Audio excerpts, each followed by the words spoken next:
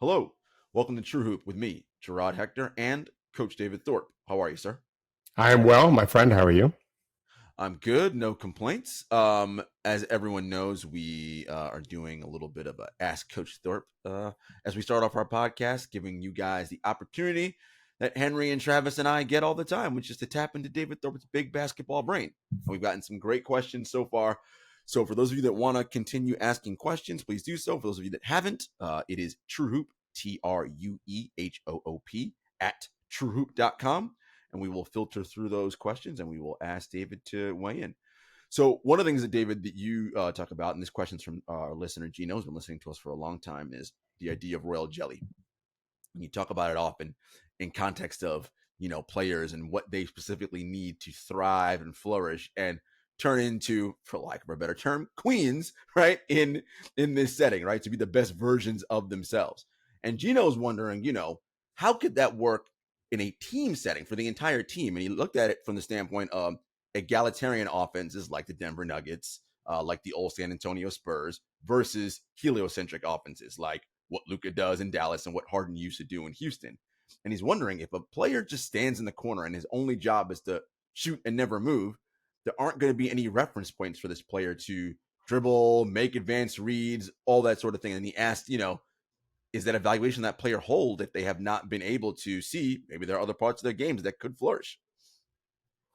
Right. So, first of all, great question. And hadn't been asked something like that before. It stands to reason that what you're running schematically can make a difference. To remind everyone, royal jelly is a term that exists in science, in bee colonies. In the hive, all larvae are genetically the same, and none of them are able to produce eggs.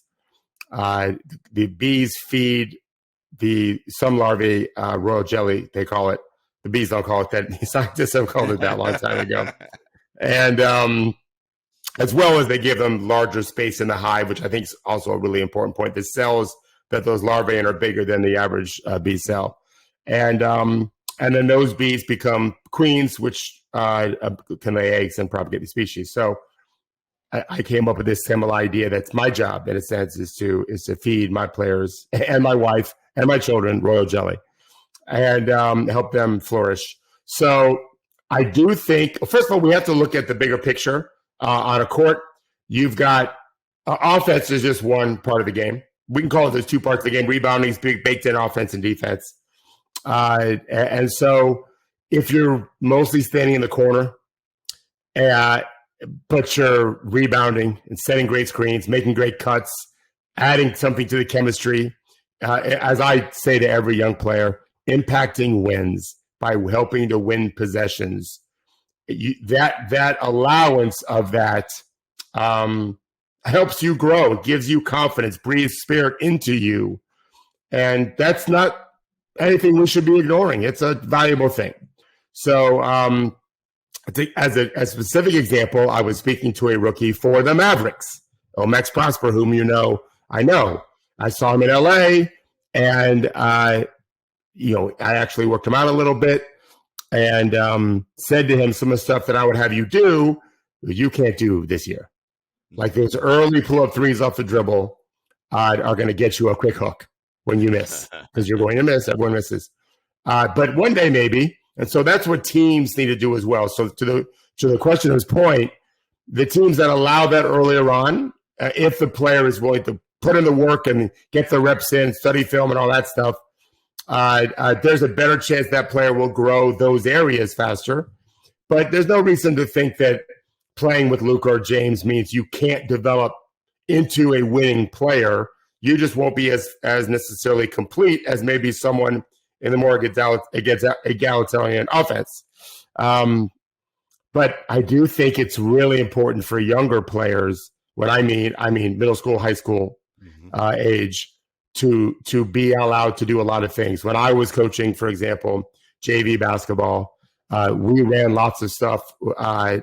I called it the circle offense. I literally created an offense called the circle offense, where everyone was out, 5 out, everyone was running in a kind of completing circles, small circles, big circles. And it's really more of a Princeton-based passing cut offense, but it forced everyone to pass, catch, cut, move, dribble. They all learned how to play the game. I thought that was important for young players.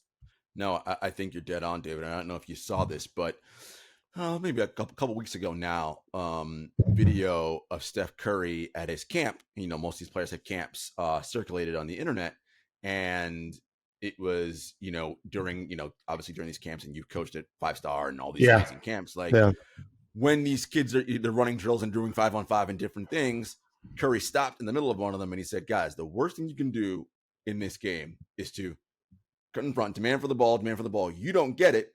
And then you stop in the corner and just stay there. He's like, look, that is the weakest move in basketball, and it's the worst thing you can do. And so he talked about you can always screen away. And so he's because that's what he does, right? Like he gives the ball and that man never stops moving. So he got all his players to understand the importance of doing that, right? And when you're a defender or your team on defense, that's crazy when I've got multiple things happening behind me with cutting and screening, and I got the guy in front of me I got to worry about as well, right? It creates confusion and chaos for the defenders, and it's so important for players to understand. Yeah, I think that we can forget how incredibly unique guys like AI and Harden are as talents. I joke my son rarely puts a shirt on, but if I look like him, maybe I wouldn't either. As many athletes at that age, I didn't wear all those shirts when I was 22. I do now. I'm 58 years old. Harden and Iverson, you can stand around in a 5-man offense and still have a very, very efficient offense because Harden better than Iverson probably, right? Because he's a better shooter. Those guys are just so unique. That doesn't mean it's good strategy, generally speaking. And so this is where we have issues with AAU basketball, for example. I hope it's fair to hope that what Steph is saying trickles down into the hearts and minds of both players and their coaches. That we need. I watched a play yesterday before we came on the air, and in my computer something happened. We couldn't do our show, but I watched a nice little action, some pin downs, ghost screens, that kind of thing, to create a shot. This was in Europe for a 3, and it's something you would never see in AAU basketball. I shouldn't say never, almost never. We have a lot of standing around, and it's too bad because I do think the game is about movement. I wrote my book, Basketball is Jazz, and named it that for a reason. It's not a solo act, right? Typically, and we see too much of that. But you're literally limiting the growth of your team when only one guy gets through a bunch of stuff. At the highest level of the NBA, if you're trying to win games, that is a strategy that can work if you have a James Harden type player or Luka Doncic. But I think you and I both agree that generally speaking, we should be leaning more towards how the Warriors played than how the Rockets played then or how the Mavericks play now. Absolutely, 100%. Our second question comes from a listener, Mikhail, and he wants to know, and this is one of my favorites, how does Coach Thorpe watch the game? As a viewer, I mainly just look at who dribbles the ball at any given moment, but I think I may be missing some higher level details. Well, I don't know. So on a typical night, I'll have 4 screens on or 3 screens on, and I try not to focus too much on any one thing if I'm doing that, but I don't typically watch the ball. To be fair, I don't typically watch the ball. Yes, my eyes can navigate to it, but it's mostly unconscious where I'm watching the action and I see the ball. There's no question more of the fans are missing more details than I am, just because I've seen so much of it.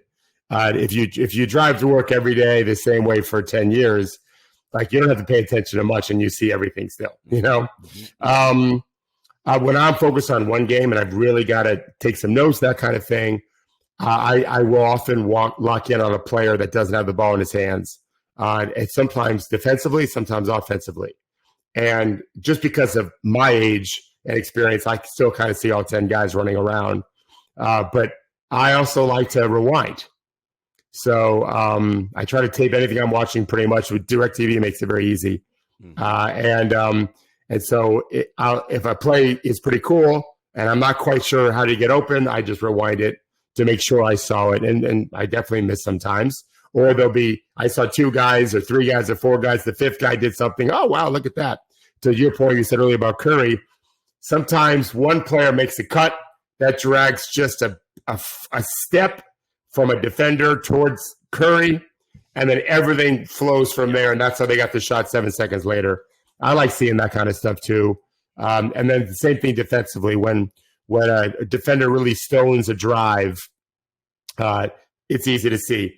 When it looks like the defender maybe got beat, but the offensive player stopped, it's often because of something Helper was doing. I like to see that.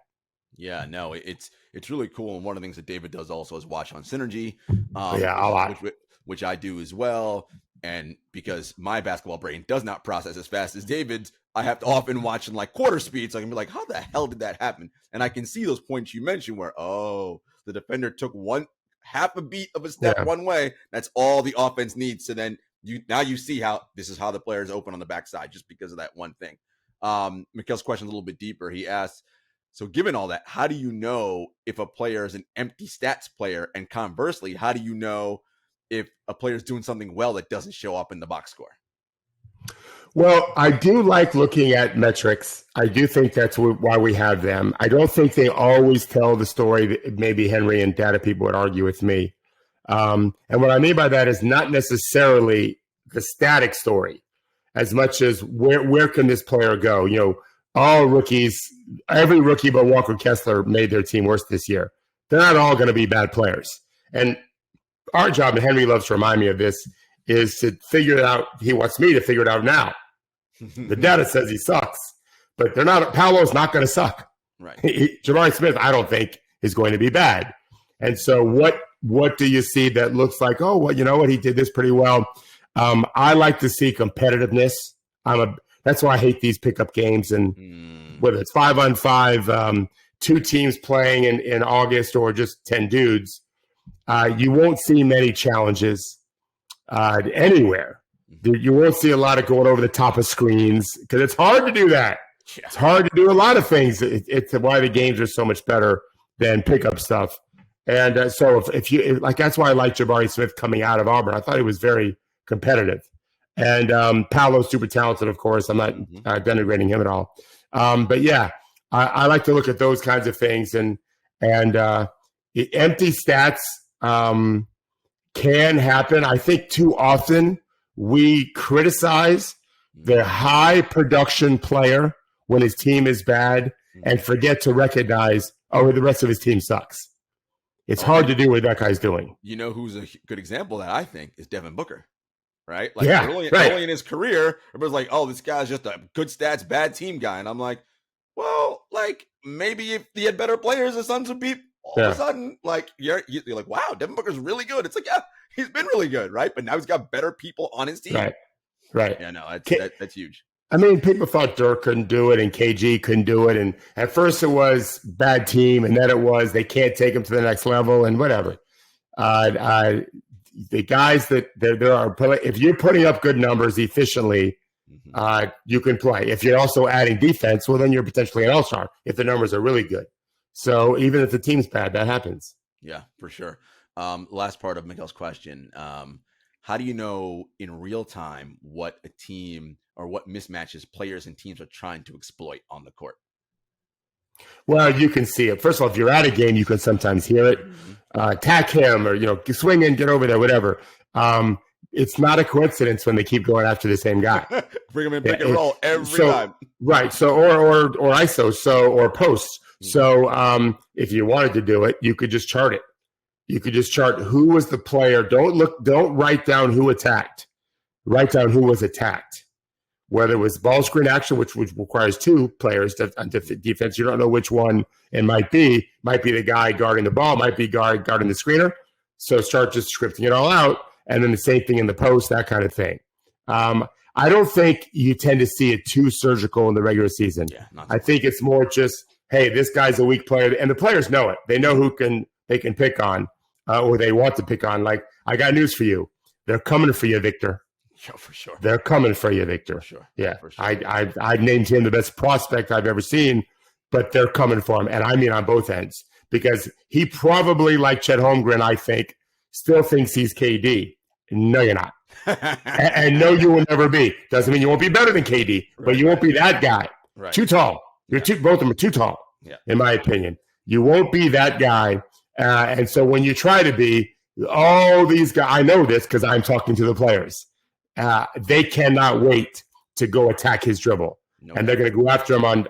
Now, he might be better on defense. That doesn't mean he can get dunked on. He's going to get dunked on a bunch. Yeah. Right. Because he's competitive, which is why I love him. Nobody who tries to block shots is not going to get dunked on. Yeah. That's how that works. Yeah. Also, David, you mentioned a point.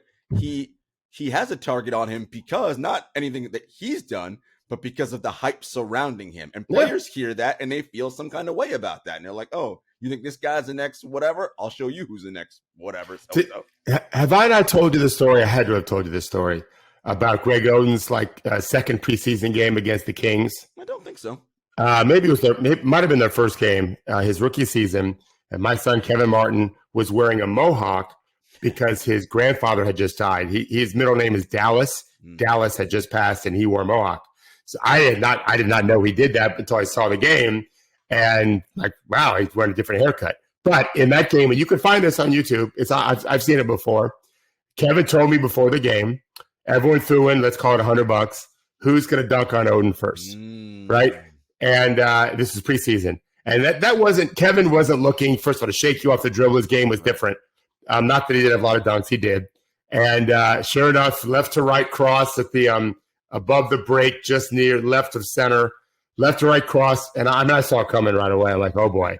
And he goes off left leg, boom, wins that money. Oh, there's going to be some Victor bets in preseason. I promise you. Listen, folks, most of you know this about the NBA. For those that don't know, like bounties, and not like in football where they target you, not trying to hurt someone, not trying to hurt you, but players have dunk bounties all the time, and it's like, all right, and it's like Coach mentioned $100. Some of these dudes are like, nah, we're putting in 500 apiece, and it's like. And guys will go after it, try to get that because these guys are competitive, man. And there's all different ways to get juiced up and fired up for a regular season game. And when Victor comes to town, for sure, there's going to be, and it's sort of it's like hazing in a way, right, David? It's ritual because it's not that they want Victor to fail. It's more just hey, rookie, we all had to go through this. If we were a highly touted prospect, they all came for us. It made us better. Iron sharpens iron, all that. You get through it, and it's fine. So it'll be interesting to see how Victor receives all of that because he's a smart guy. He has to know it's coming as well. Yeah, I think so. Okay, so some latest from Philadelphia, which is interesting. This is the I was going to say the winter of James Harden's discontent, but it's the summer of his discontent. For you English majors out there, he and Daryl clearly are at odds, and he wants out, and Daryl's like, well, whatever, I'm not trading you unless I get exactly what I want. And I thought this was interesting because Joel Embiid earlier this week scrubbed the Philadelphia 76ers from his social media profiles. And did he really do that? Yeah, at least from Twitter, because he had, or now called X, was formerly Twitter. Yeah, it used to have in the geolocation Philadelphia was tagged. It would say Sixers, blah blah blah, all this stuff. Well, that stuff is out. And if you remember, when he was did some interview earlier in the summer, and he said, whether I win a championship in Philly or someplace else.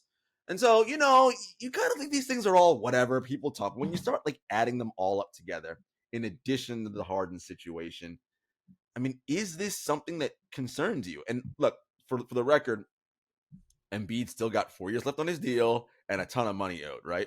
But we've seen players that who cares? Right, that sign for and literally demand trades the minute they sign on the dotted line, which is probably what James Harden should have done. But when he was in Brooklyn, but that's neither here nor there. What are you hearing about the Harden situation, and does the Embiid move of scrubbing Philly make you think anything?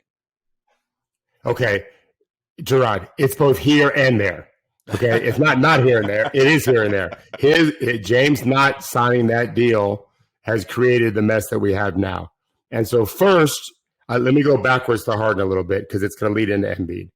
I think I messed up in my article yesterday. I definitely messed up, and I named Adrian Griffin head coach of Toronto when I saw Darko there every day. But I connect Adrian to Toronto in my mind, and I'm a stupid old man. So luckily, Travis or someone caught it, and we fixed it right away. But I made a mistake, I think. I believe I wrote in the article that he'll never play for Daryl. Harden will never play for the Sixers while Daryl's there. I think I'm wrong. I have not sourced this.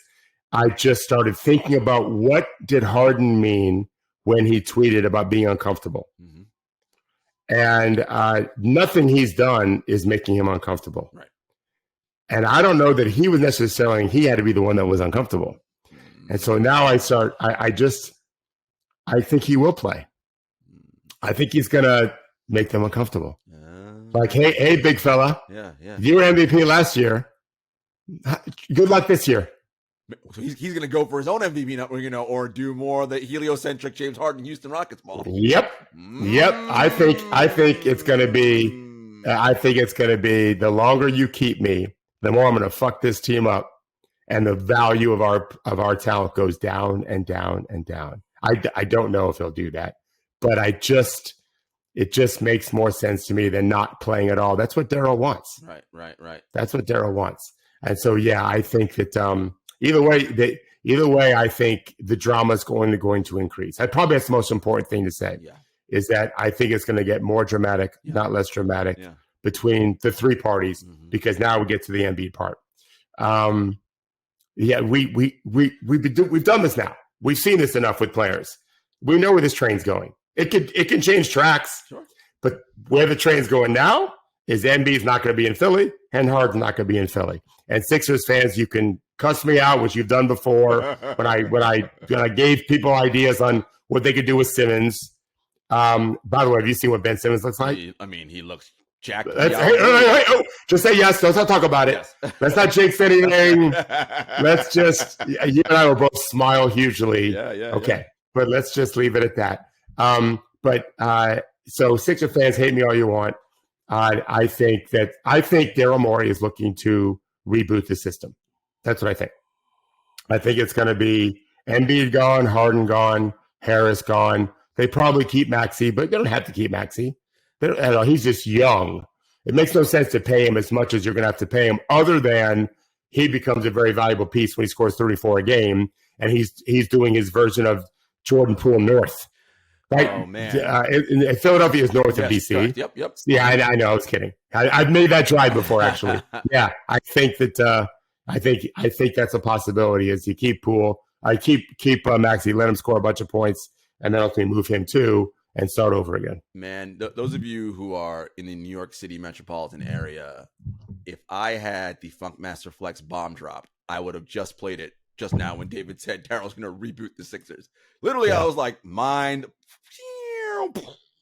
And I'm like, I think that's exactly right. Because Joel, just why would you do that? Right. Joel, your team is going to not have James Harden at his optimal.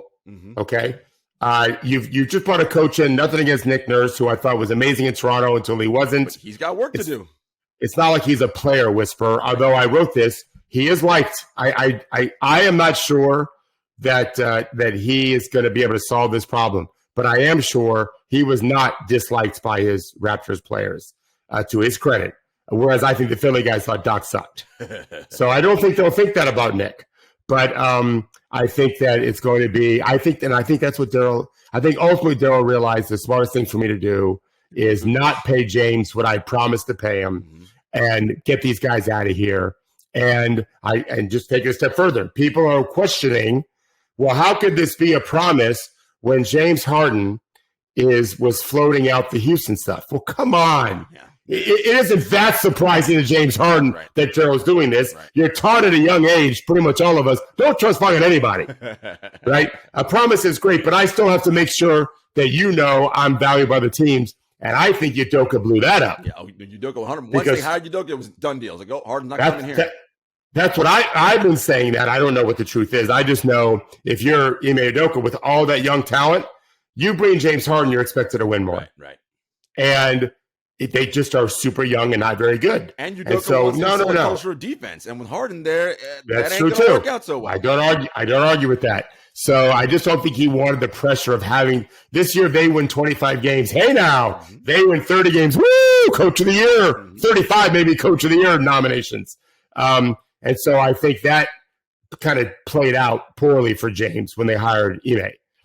Now we got to deal with, all right, I've lost my one leverage card to make sure Daryl didn't do what he might do. And then Daryl realized too, and maybe his owner, although I think Daryl's in charge, You know what? We're not going to. I think they felt like we're not going to win either way, which is only weird. If that's the case, why'd you hire Nick Nurse? Unless you think he's going to be a good teacher. Yeah. He was a G League coach and a good one. Right. So that's a good argument too. And also, Jarod, just to finish the point, it makes more sense that he brought a guy and it's not that he just played without a center. Yeah. Scotty Barnes was his center. Right. And when your last good center was Gasol, who was not Joel Embiid. Oh, well. And so it makes more sense that he hired a guy that has talk about a egalitarian system. He does. Move, cut, sideways, find the mismatch and attack. It makes more sense when you think Joel Embiid's not going to be there. This all makes sense because, Joel Embiid won the MVP last year, finished runner-up, I think, the previous 2 years. Correct. I think that's right. Look, Embiid's fantastic, phenomenal. We know. Amazing. I don't know how much longer he's going to be healthy and be able to, right? Because this guy has injury history and concerns, right? So Daryl could also be looking at it that way. Like, he's locked up already, but I don't know if we can win going forward because we know Harden's isn't going to work out with James. I know that. Even if he does play, he's going to, not play the way we want him to play here. That's going to be an issue. And I think, you then do the move where who doesn't want MVP caliber center that is under contract for the next 4 years? Hello, New York Knicks. Anybody home? And they can send a bunch of their young guys and picks, and the Knicks have a ton of picks. See, this is what the Knicks regime has done well the last few years. They're not locked into any bad deals, and they got a lot of draft capital, which, Daryl loves. So, and then he may want, Quickly or Grimes or whatever, some of the young guys. And then if you trade Harden, I was thinking, two of your favorite guys in the backcourt, David, Man and Maxey. Because Man gives you the size, 6'5", he'll play some D. Then, Tyrese, 6'2", like super fast, shoot lights out. I was like, it's not a bad backcourt. And with some picks. For which team are we talking Sixers. about? Yeah, okay. That makes sense. You can, there are a lot of people. Trade machine should get a lot of run now. I haven't even thought about it yet. And Joel's going to choose where he wants, I would think. Just like I think Dame is and James and the Clippers, I think it's going to happen. I can tell you that the Clippers are still there's still a possibility they get James Harden, if not a very strong possibility from their end. They can't control Daryl, but I know that I know it's on LA's mind just because I look at roster moves they're not making because they've got to keep it alive for potentially James, then they can fill their roster out afterwards. So I ultimately think that I don't know what's going to happen, but I could see it happening still. And then something else you mentioned about, you said it depends on the owner, but I think Daryl's in charge. Well, remember, Josh Harris of the Blitzer Harris group that owns the Sixers, they just bought the Washington Commanders. So he's going to have his interest sort of diverted in a lot of different ways right now. And I think the reason he got Morey as his president of basketball operations with Brown as the CEO, who used to be the guy in Houston, I think that's actually the power structure as running things. They may have to just be like, hey, Josh, we're doing X. And Josh is like, cool, I trust you guys. And so really, right, Daryl's the guy running the show. So if he's going to reboot this thing, I think this is the perfect vehicle and setup for him to do that. One thing I would like, I can't do it, but someone like Henry can. Let's try to talk him into it.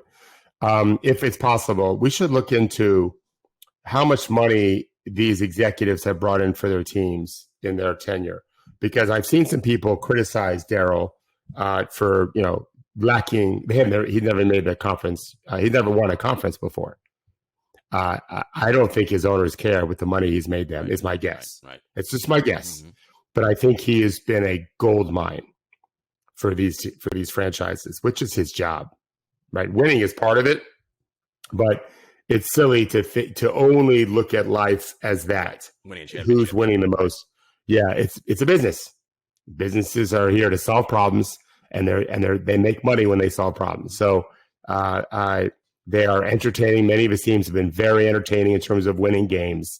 You may not like how they play, but you like cheering when you score. Your team scores one point, the other guys, the bad guys. So my guess is, to your point, the owner is saying, Josh Harris is saying, keep making me money, man. If we don't make as much money in year one, but years 4, 5, 6, 7, we really kill it. Fine.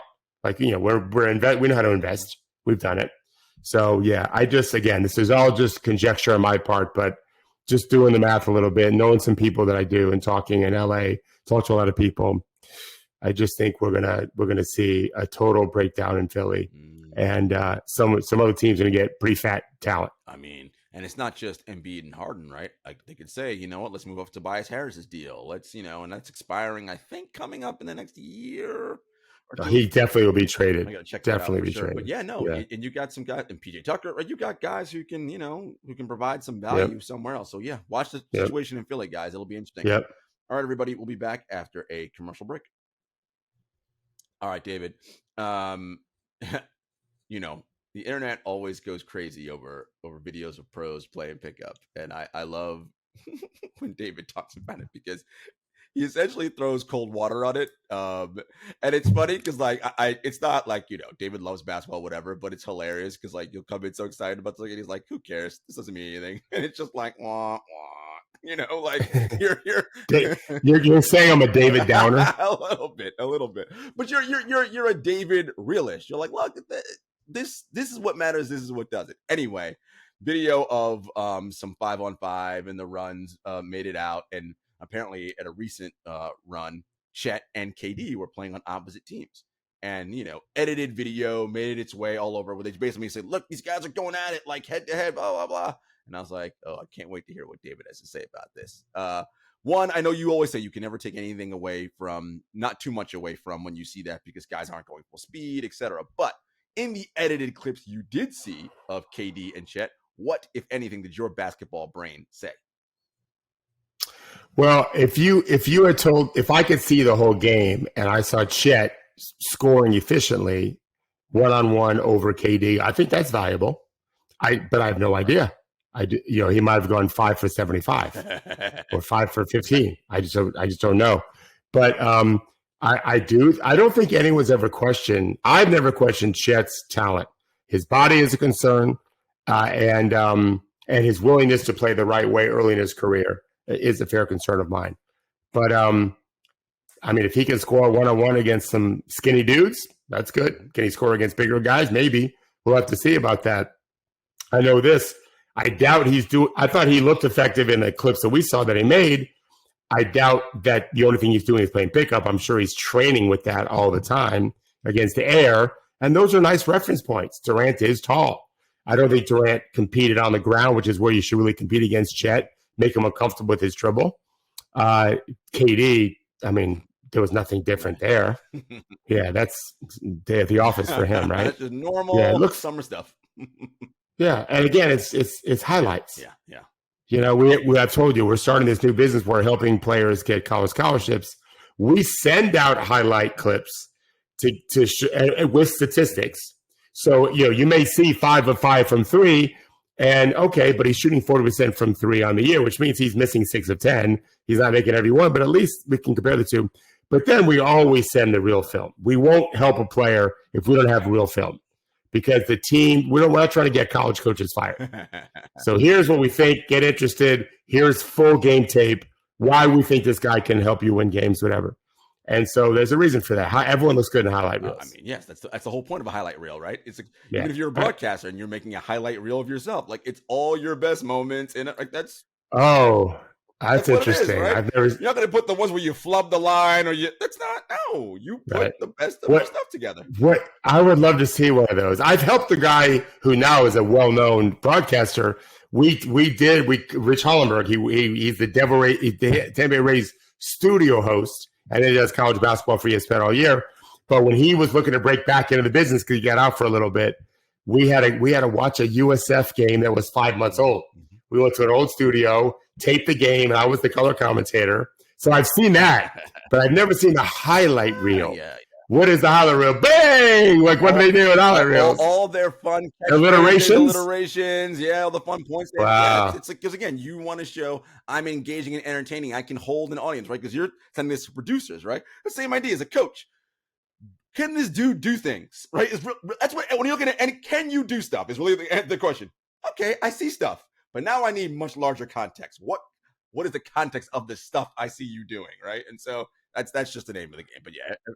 So years ago, Dick Vitale had a Dixie Doo Dunkaroo. And they were like, diaper dandy. This guy is hilarious, and this is gonna work. Yeah. I know.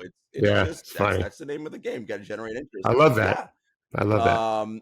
One of the things I love about off season is, players. I mean, it happens during the season too, but players are on podcasts, they're talking, they're saying all kinds of interesting things. So one of the players that I enjoy, Michael Porter Jr. of the Denver Nuggets, he was on a podcast, and the host asked him, "Have you seen these internet memes they've made of you?" And I had to look at this, Dave, because I thought it was a hilarious name, of Michael Never Swing the Rock Porter Jr. And I was like, that is some funny shit. And he's like, and Michael MPJ in the interview is like, I mean, no, I've seen those. And he's like, okay, truth be told, like, I know, like, he was like, I never swing the rock, but like, when I'm out there, like, I don't see contests. Like, when someone swings the ball to me, I'm like, oh, this is looking good. He's like, it's only after when I see film, I'm like, damn, I can't believe I shot that. That dude was actually contesting. And I would love to know your POV as a coach, right? Talking to these guys and these players. And you could see how someone like MPJ at 6'10", and he said, humbly, I am one of the best three-point shooters in the league, which is a factual statement, right? Like, he's a 40% three-point shooter. Guys like him, Katie, these big, tall dudes who shoot well, they probably don't see contests, right? Even though there is a contest. So you've got two kinds of nicknames three kinds. One is just an extension of the name or a shortened version of the name, right? One is a description of a personality or like a hometown. There's something about him. And then there's the ironic ones, which I happen to like. The huge, gigantic weightlifters get called Tiny. Yeah. That kind of thing. Yeah. We had a friend I was in college who was very heavy, and his nickname was Big, B-I-G, Big. And I guess he went away for a summer, came back, had lost some weight. My brother Mike said, "Oh, we got to call you Medium now." That's very funny. But it's a funny nickname. I don't think anyone's calling him that. The truth is that he's locked in on the rim. And maybe Victor and Chet and some of those guys could get him to reconsider. We teach early high-hand contests for a reason. Early high-hand contests. We're trying to get you to think. But he's six, like you said, he's 6'10" with a high release.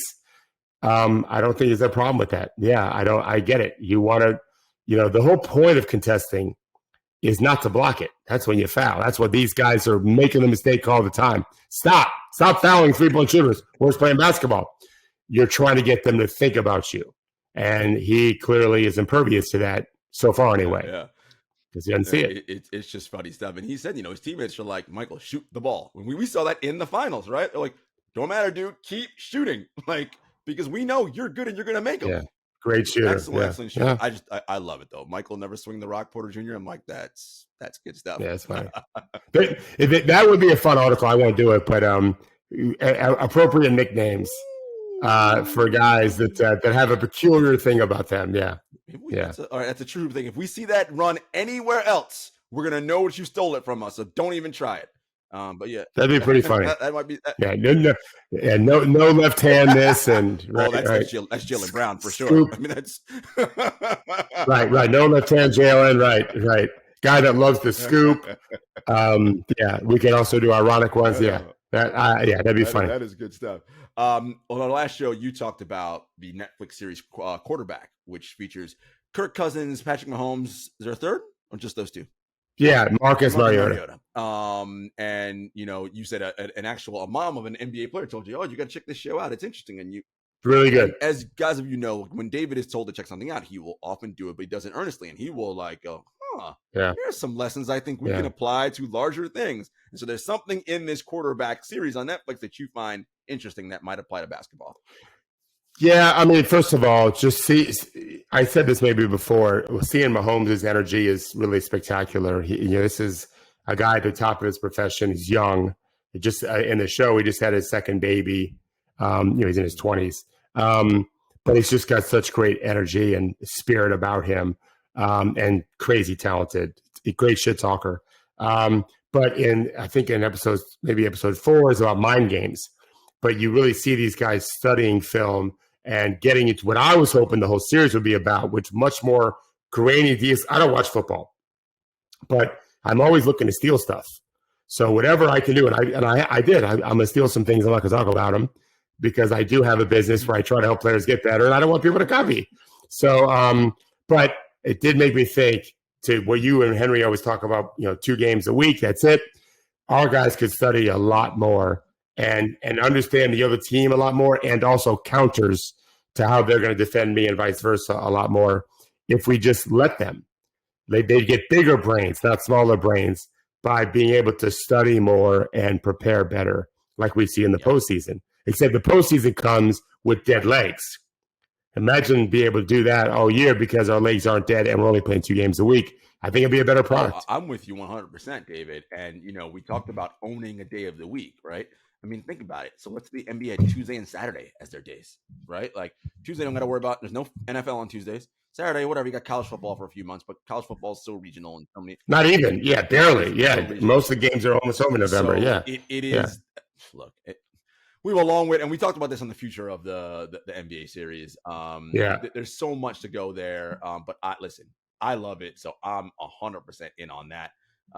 Real quick before we go, the NBA released its complete poorly.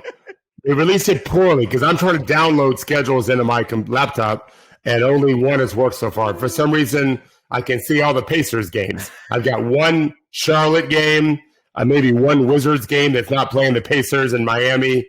It's very strange. I'll have to read back and play it, but they use this thing Rocket to download stuff into Google, and it's not working for me. And I've never had a problem before. And so for those of you that know, of course, David's got players across the NBA, so he needs to have everybody's schedule needs to be.